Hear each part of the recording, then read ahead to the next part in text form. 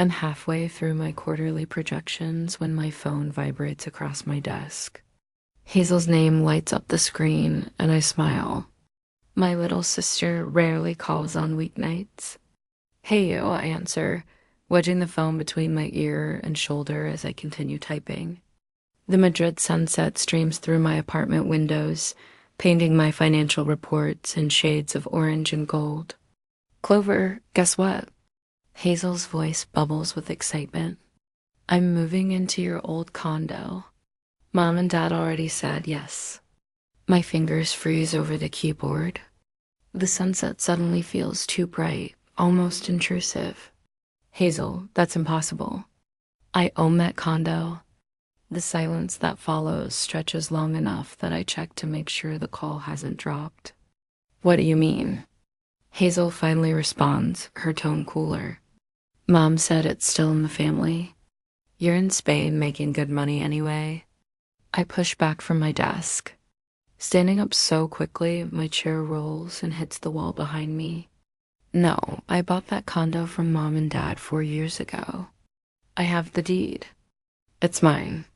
"That can't be right."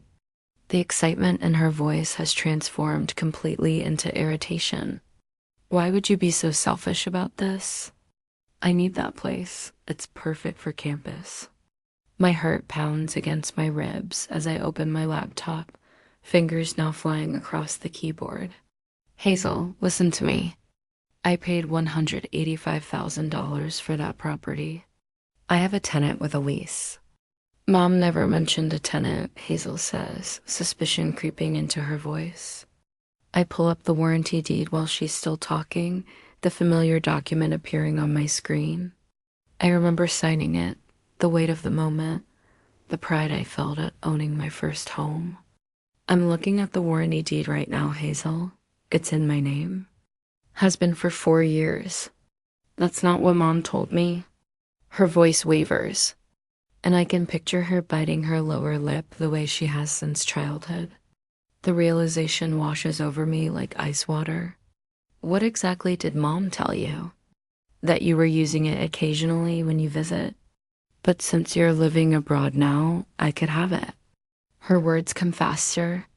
"She said they gave it to you after college, but it's still family property." I press my palm against my forehead, connecting pieces of a puzzle I didn't know existed until this moment. "Hazel, that's not true." "I bought it. With my money. From Mom." "Well, if you come back, just rent another place," Hazel says defensively. "Let me live there for free." The sunset has deepened to crimson now, casting long shadows across my apartment. I take a deep breath. "Without a lease, you have no right to move in," I say, keeping my voice level despite the tremor threatening to break through. "And I wouldn't put my tenant out on the street. There are laws about these things." "Laws," Hazel repeats, as if I've invoked something foreign. "You've always had everything handed to you." Her voice breaks on the last word. The call ends before I can respond. I stand motionless, staring at the Madrid skyline as darkness creeps across the city. Everything handed to me. I worked 3 jobs to put myself through school. Mom and Dad hadn't contributed a dime to my education, or so they claimed. I sink back into my chair, a heaviness settling in my chest that has nothing to do with the distance between Spain and home. I pull up my email and search for correspondence with my property management company. Confirmation that my tenant's lease is valid for another 8 months. My phone lights up again, Mother. I watch it vibrate across my desk, the screen eventually going dark as the call diverts to voicemail. Something isn't right here. The condo purchase. Hazel's mistaken beliefs. My parents' lies. They form a pattern I can't yet fully see, but one I can sense. I've spent my career finding financial discrepancies in spreadsheets and ledgers. I recognize the feeling of something not adding up.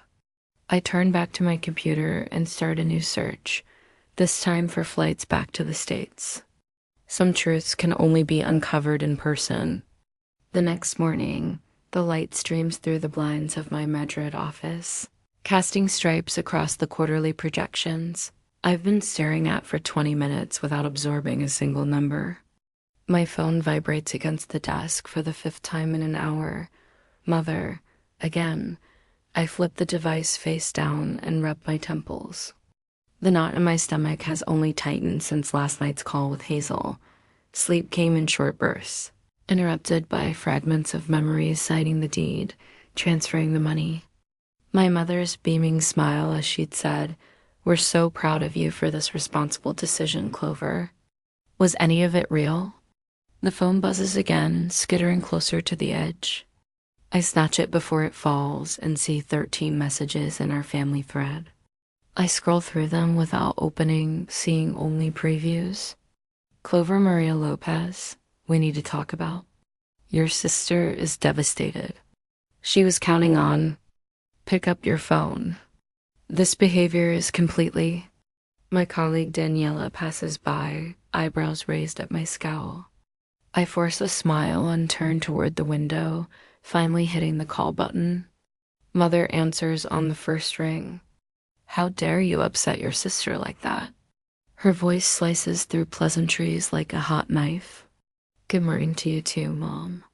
I keep my tone neutral, professional, the same voice I use with difficult clients. Don't take that tone with me. She inhaled sharply.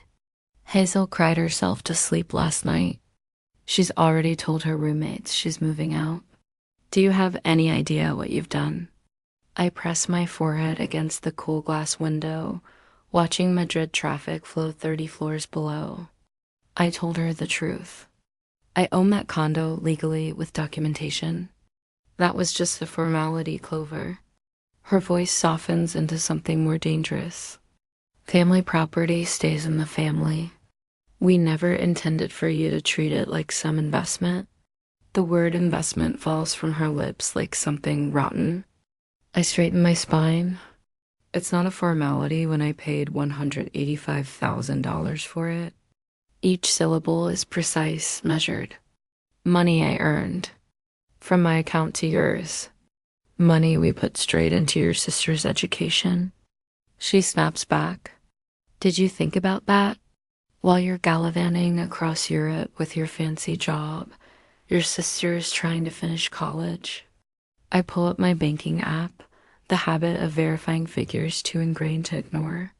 Mom, I have a tenant with 8 months left on their lease. They're paying market rate $9.50 a month. They have rights. $950? Her voice rises an octave. You're charging someone to live in family property while your sister needs a place to live? You have no heart. After all, we've done for you. The familiar guilt rises, but something new pushes back against it, anger, sharp and clarifying. What exactly have you done for me? The words escape before I can contain them. I worked 3 jobs through college. I took out loans. I paid for that condo with money I earned after graduation. We raised you. Her voice trembles with indignation. We provided a roof over your head, food, clothing, and this is how you repay us? By refusing to help your sister when you clearly don't need that money? I close my eyes, steadying myself. The condo wasn't a gift. It was a purchase. Well, that's not what Hazel believes. Mother's voice turned smug.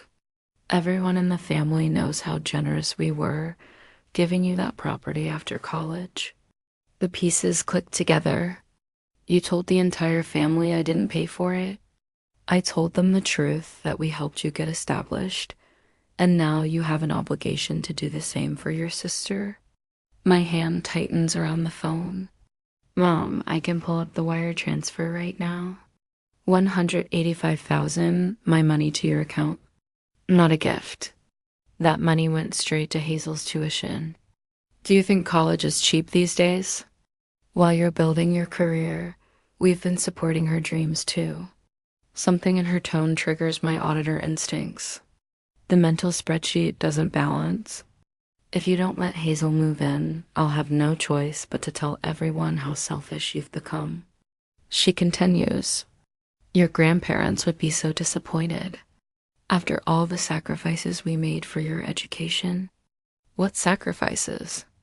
I interrupt, surprising us both. Name one thing you paid for in my education. The silence stretches so long, I check my screen to make sure we're still connected. I don't have to justify myself to my own daughter. Her voice is ice now. Let your sister move into the condo or you'll regret it. Is that a threat? It's reality.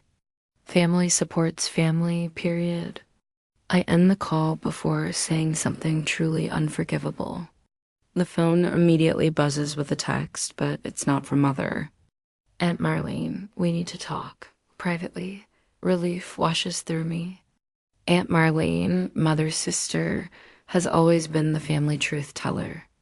The one who remembers events as they actually happened, not as Mother reimagines them. If anyone knows what's really going on, it's her. I text back.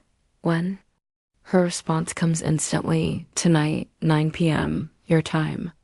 Video call. Don't tell your mother." I set the phone down and turn back to my computer, but the numbers blur before my eyes. The only calculation I can focus on is how many pieces of this puzzle are still missing. What aren't they telling me? I whisper to the empty office, the knot in my stomach transforming into something harder, more resolute. Whatever the truth is, I'm finally ready to hear it. That night, the video window opens and Aunt Marlene's face fills my screen. She glances over her shoulder twice before she even says hello. "Is anyone home with you?" I ask. "No, Roger took the kids to baseball practice." Marlene lowers her voice anyway. "We don't have much time." My stomach tightens. In all my 31 years, I've never seen my mother's sister look so nervous. Her fingers fidget with her collar, tugging it away from her neck as if it's suddenly too tight. "Your parents have been lying to both you and Hazel for years." The words tumble out of her mouth, fast and clipped. I don't gasp. Don't flinch. But my hand grips my coffee mug until my knuckles turn white. I should have spoken up sooner. Marlene's eyes water. I've known parts of this for almost 2 years. But Lorraine, she has a way of making sure people stay quiet. The Madrid morning sun streams through my blinds, creating harsh stripes across my laptop screen. I reach over and adjust them, needing something to do with my hands while my brain processes what I'm hearing. "Tell me everything," I say, surprised by the steadiness in my voice. Marlene nods, then minimizes her video. "I'm sending you something first. You need to see it with your own eyes." A file appears in our chat. I open it to find a scan of an official-looking letter with a university letterhead. I start reading and my breath catches. This is Hazel's scholarship award. The words blur slightly as I scan the document. Full ride, tuition, room and board, everything. Yes. Marlene's face reappears. $0. That's what your sister's education actually cost your parents. But they told me they were paying thousands each semester. That's why I never offered to help her out more. The betrayal slices through me, sharp and cold. I only found out because I helped Hazel with her FAFSA renewal last year. She left the acceptance letter at my house by accident. I scroll through the document again, the numbers cementing the truth. They told me they used my condo money to pay for Hazel's tuition. They lied. Marlene's voice hardens. They've been lying about money to both of you girls for years. I set down my coffee, untouched. Why are you telling me this now? Why not when you first found out? Marlene's face crumples, the mask of determination slipping to reveal raw pain. Because of what your mother said to me, she swallows hard. When I confronted Lorraine about the scholarship, she looked me right in the eye and said, "If you ever breathe a word to Mom or the girls, I'll cut you off as a sister and I'll make everyone believe you're jealous and lying." The venom in Marlene's impersonation of my mother sounds all too familiar. I've heard that exact tone before, though never directed at me with such naked malice. She threatened to destroy my relationship with the entire family, said she'd tell Mom I was trying to steal from her. Marlene wipes at a tear that escapes. I believed her. You know how she is when she decides someone's her enemy. I think of family reunions where cousins weren't invited because they'd insulted my mother in ways no one else remembered. The aunt who wasn't welcome for 3 years after questioning my mother's version of a childhood story. I understand. I tell Marlene, and I do. She's made you the villain in other stories before. Marlene nods gratefully, but there's more, Clover. Something bigger. About your grandmother. My grandmother died when I was 12. I remember her as warm cookies and scratchy wool sweaters at Christmas. Little else. Your grandmother left a testamentary trust for you and Hazel's education. $85,000, your mother was the trustee. The room seems to tilt slightly. A trust for our education? Yes, and a monthly stipend to your parents for your care. Almost $900 per month per child. Until you each turned 18. Marlene's voice trembles. Over $400,000 total. Over the years. Your grandmother wanted to make sure you girls were taken care of after what happened with your grandfather's business. I remember my mother's constant complaints about struggling to make ends meet. The guilt trips when I needed money for school supplies or field trips. We'll have to tighten our belts this month, she'd say. While 2 weeks later she'd have a new designer purse. They spend it all on themselves. I whisper, luxury vacations, shopping sprees, your father's boat. Marlene's face is grim. Meanwhile, you worked 3 jobs through college. And Hazel believed she was dependent on their generosity for her education. The betrayal is so vast I can barely comprehend it. My parents hadn't just lied about the condo. They'd stolen our inheritance, our security, our truth. And they'd done it while making us feel guilty for every penny they supposedly spent on us. I think of Hazel's tearful accusation. You've always had everything handed to you. My throat tightens. They've been turning us against each other. Yes, Marlene looks down. Making each of you believe the other was more favored, more supported. I need to talk to Hazel. The decision forms instantly. Will you help me? Be there when I tell her? Marlene straightens, a hint of steel returning to her spine. Of course I will. 2 hours later, Hazel's confused face appears on my screen. Marlene joins the call moments after. What's going on? Hazel asks, looking between us. Aunt Marlene said it was important. At Island, I take a deep breath. Hazel, I need to show you something first. I share my screen, displaying the warranty deed to my condo. This is the legal document showing I purchased the condo from Mom and Dad 4 years ago. For $185,000. Her eyes widen as she reads. But they told me. I know what they told you. I keep my voice gentle. Now I need you to show me your scholarship letter. The one from your freshman year. In Talons, Hazel blinks rapidly. How do you know about that? Please, Hazel, it's important. She disappears from view momentarily. When she returns, she's holding a folder. She pulls out a letter, hesitates, then holds it up to the camera. Can you email me a photo of it? I ask. 3 minutes later, we're all looking at the evidence. Full scholarship. 0 parental contribution. They told me they were paying thousands for my education. Hazel whispers. That's why I never questioned when they said I couldn't afford my own place. And they told me my condo money was going to your tuition. I add quietly. Hazel's eyes fill with tears. Why would they lie about this? What did they do with all that money? Aunt Marlene clears her throat. Girls, there's something else you need to know. About your grandmother's trust. as Marlene explains about the educational trust and monthly stipends. I watch the realization dawn on Hazel's face, mirroring what I felt earlier: betrayal, confusion, anger, all those years. Hazel says, her voice breaking, "I felt so guilty asking for money for school trips, for prom dresses, for anything." Mom would sigh and talk about sacrifices. And then the next weekend, she and Dad would go on a business trip to Vegas. "They've been manipulating us our whole lives," I say, making us feel indebted for things they never actually provided, turning us against each other so we wouldn't compare notes.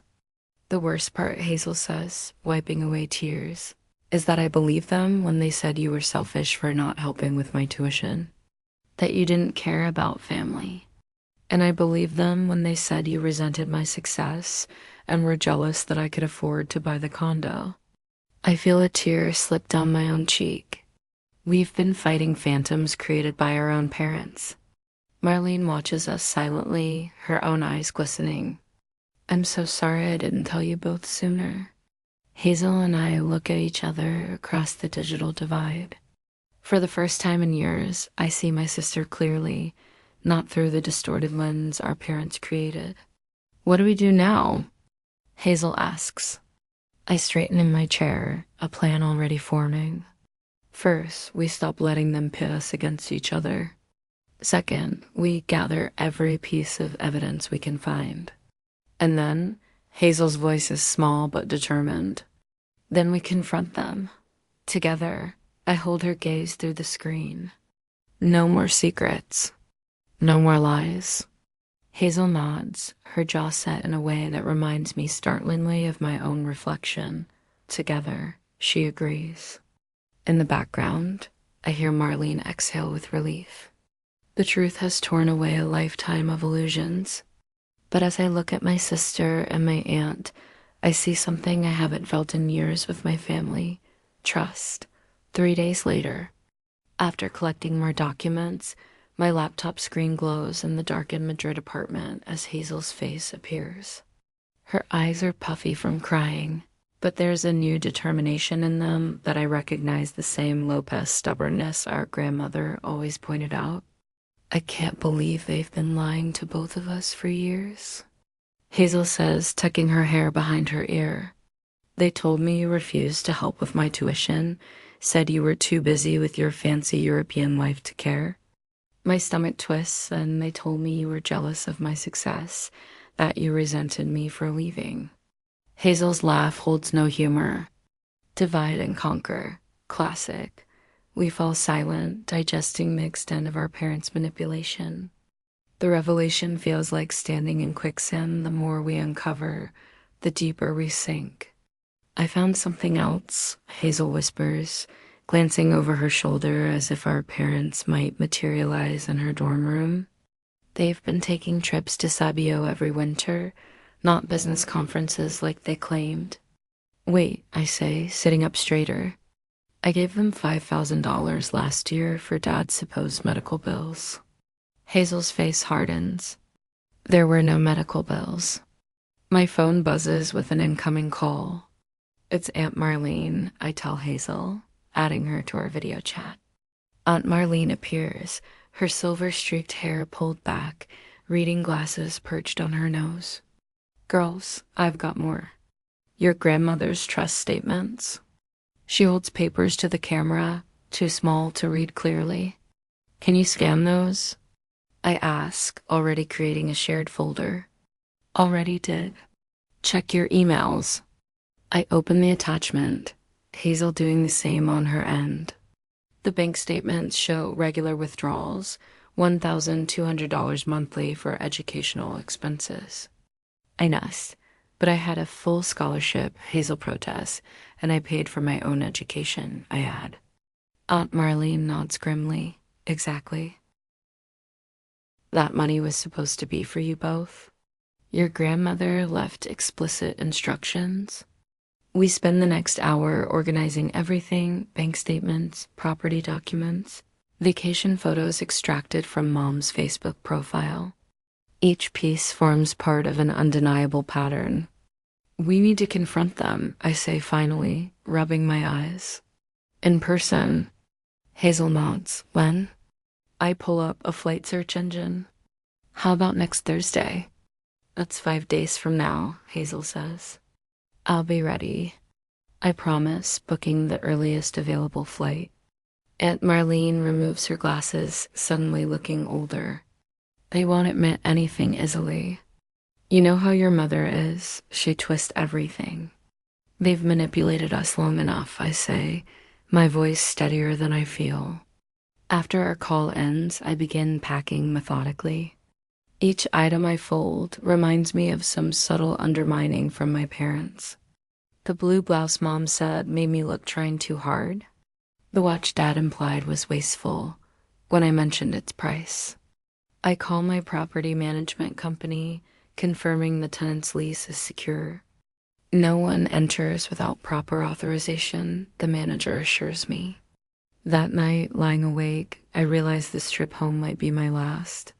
Whatever happens, nothing will be the same after. The thought brings both anxiety and strange relief.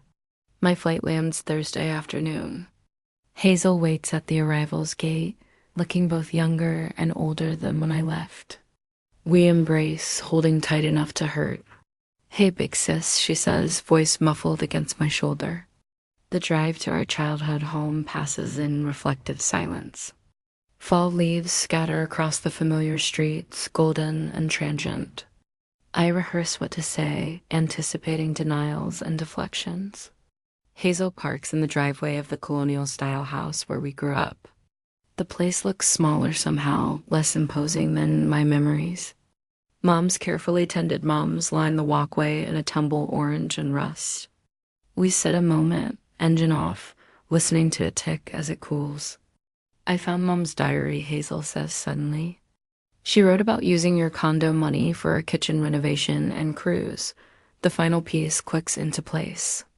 I squeeze Hazel's hand, feeling our shared strength. Are you ready for this? She whispers as we approach the front door. I nod, surprising myself with how calm I feel. More than ready. The doorbell chimes the same 8 notes. It always has a sound from childhood, now heralding the end of childhood illusions. The front door swings open, and my parents' faces register genuine shock before transforming into a calculated performance of welcome. Mom recovers first, her surprised gasp morphing into a tight smile that doesn't reach your eyes. Clover, Dad exclaims, his voice too loud in the entryway. Our successful daughter returns from Europe.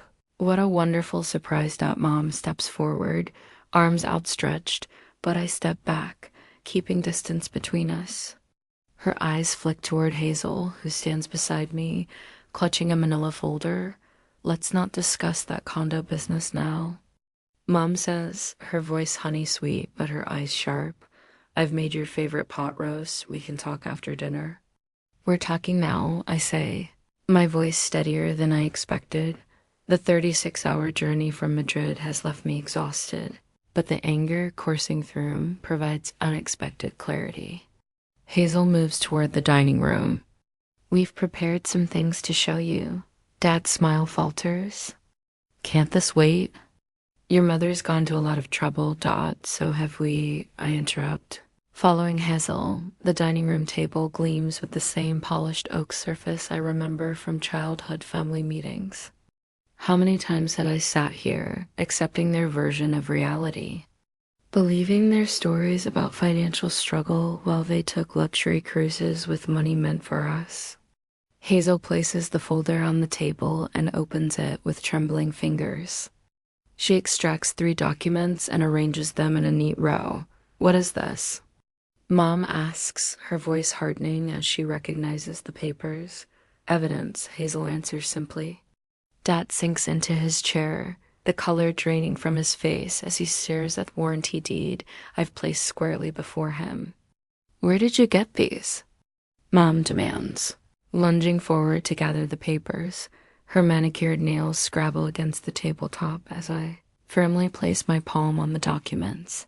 The deed is from my records. I say the scholarship letter is Hazel's and the bank statements. I tap the third document. Aunt Marlene kept copies. Mom freezes. Marlene had no right. She had every right, Hazel interrupts.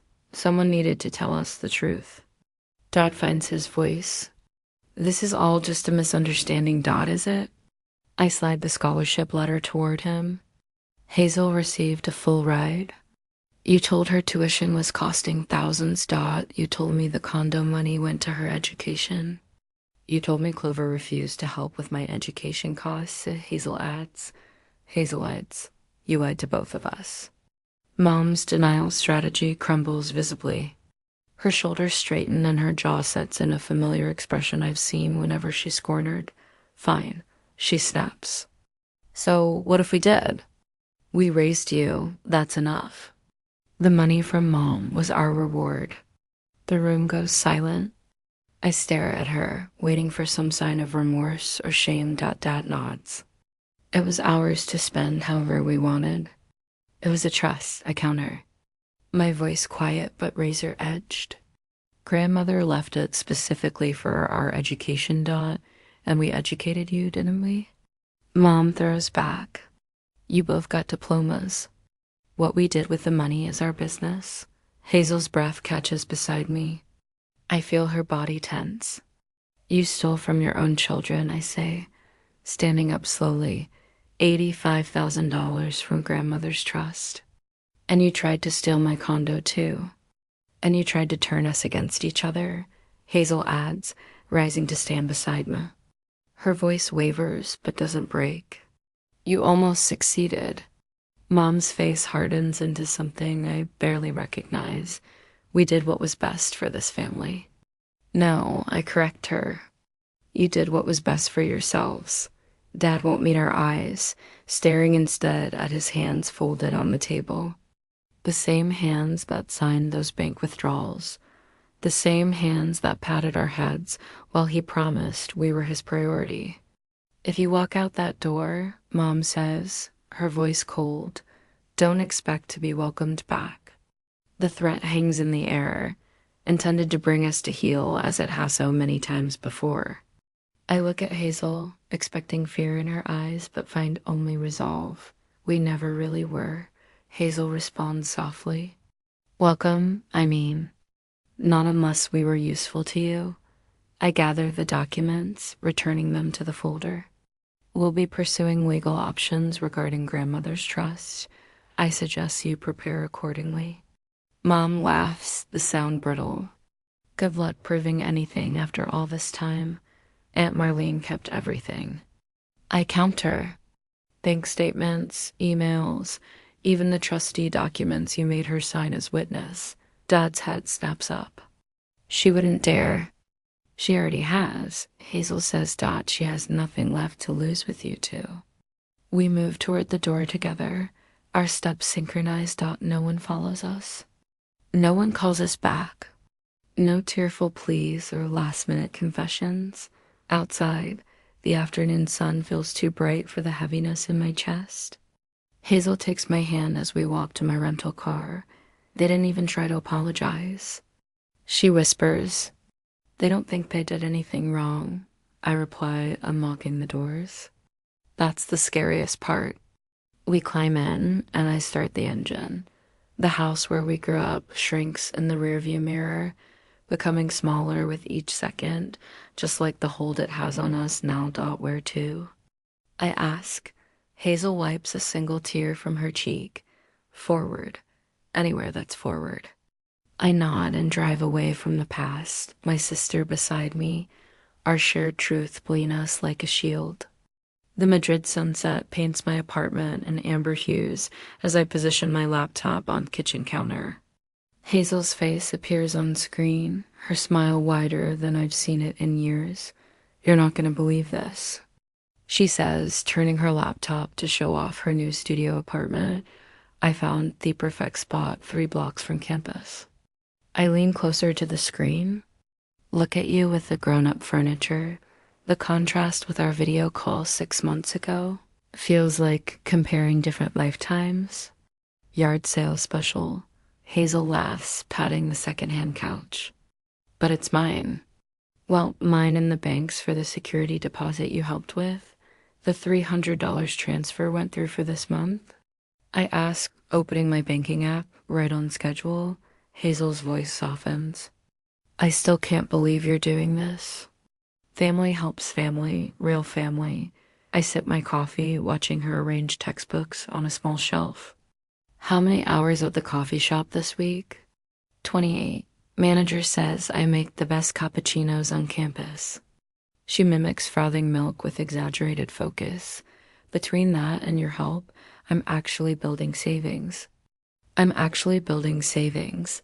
memory of our parents' cold stares flashes through my mind, but fades quickly.